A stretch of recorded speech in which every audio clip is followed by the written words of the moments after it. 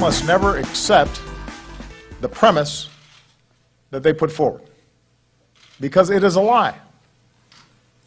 Nor should we grant these terrorists the religious legitimacy that they seek. They are not religious leaders, they're terrorists.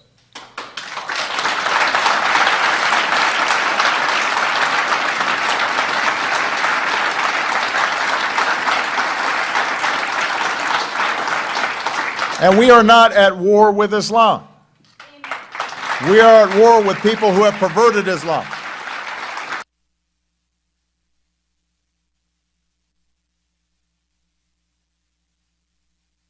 All right, ladies and gentlemen, it's time for the Malzberg panel. And joining us on the panel is Jessica Tarlov, and she is a Democratic political consultant and political strategist at Douglas Schoen LLC, and the one and only Adam Thompson, of course, syndicated talk show host, TV commentator, and I guess, what do we call you? Attorney at law at Adam Thompson Law. All right, both of you, let's start with this, Jessica.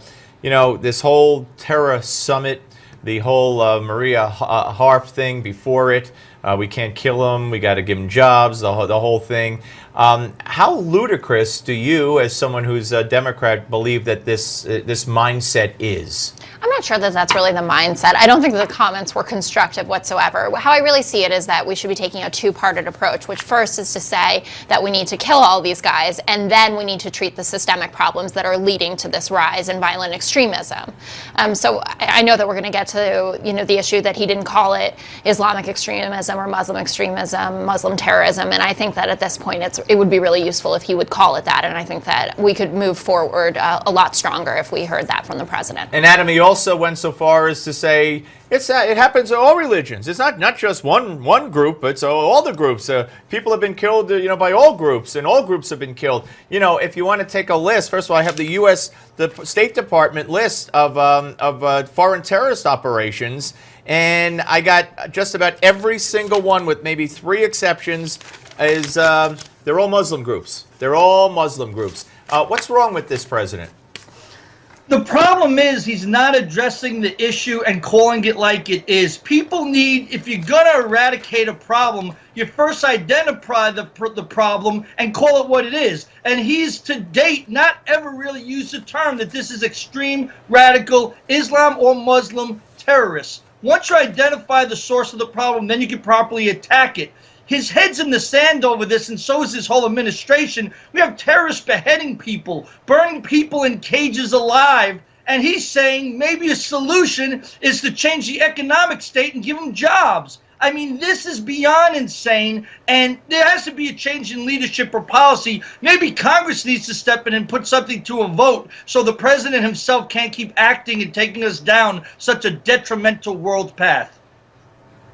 Well, the idea that President Obama wants to run like a job fair in Syria and Iraq is totally ridiculous. That's obviously not what he's talking about or what his spokespeople are talking about. I mean, he's talking about long-term systemic issues in the region and also in the West. I mean, we've had tons of people come from America and Western Europe to go and join this fight. Americans? Why is that our problems as Americans? His statement specifically was resentments fester, economic grievances, poverty in those countries. Why aren't the people in those nations then mad at their leadership, at their government? What those groups I think that they are mad at their leadership and their government, and their leaders have been talking about that.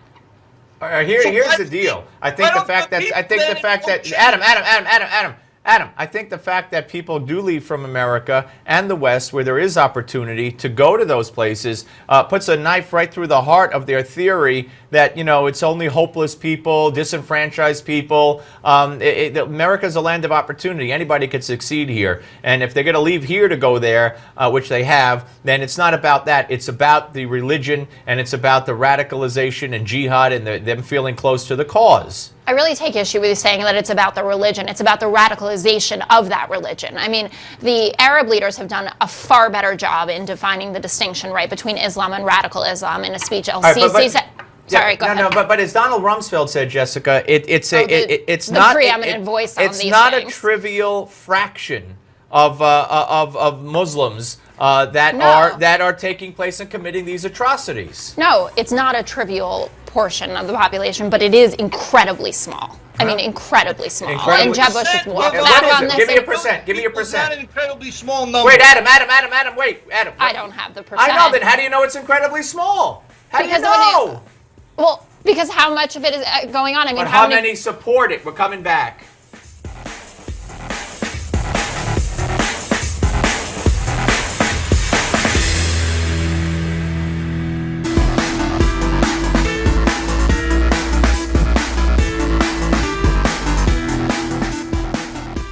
All right, folks, back with Jessica Tarlov and Adam Thompson. Rudy Giuliani yesterday at a function that had Governor Scott Walker at it said that Barack Obama doesn't love America.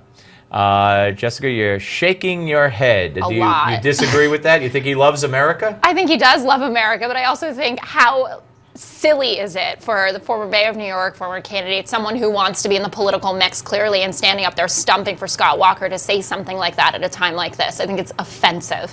Well, what about it, Adam? You think he loves America? I don't think that he hates America. I think he loves America. But the problem is he sends so many poor messages that apologizes for America and things that we do or stand for, that the message almost subliminally is he has some resentment towards America and he's sending a missed message. Does he love America? I'm sure he does. But are the messages he sends poorly delivered? I think so.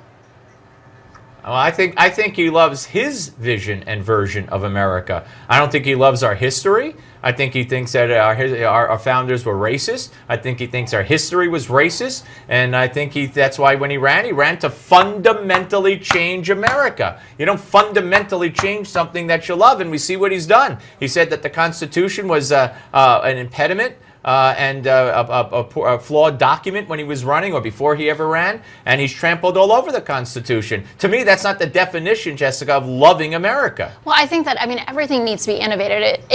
If it was going to be the same that it was going to be in the late 1700s, I mean, there would be no point. Things change, and there's been, no document of that level that has worked right out of the gate, right? Times change, got to adapt, and that's what President Obama So is you doing. think the Constitution is flawed also? I think that there are certainly things that could have been revised or improved upon, and I don't think that there's anything wrong with that. I think it's part of the natural evolution, and I don't think that the founding fathers would have said that this is going to last for the rest of time. I think if we In go its down pure that road, form. I'm not trying to go down that road. I'm saying that the idea that we were never going to have any revisions at all, it seems. well, there's been amendments, obviously, Right, but so- that's not what Obama just was gonna talking say, about. I think that is what Obama is talking about. All right, I haven't heard him propose a constitutional amendment, We have Adam. amendments to make changes, and that's what amendments are for.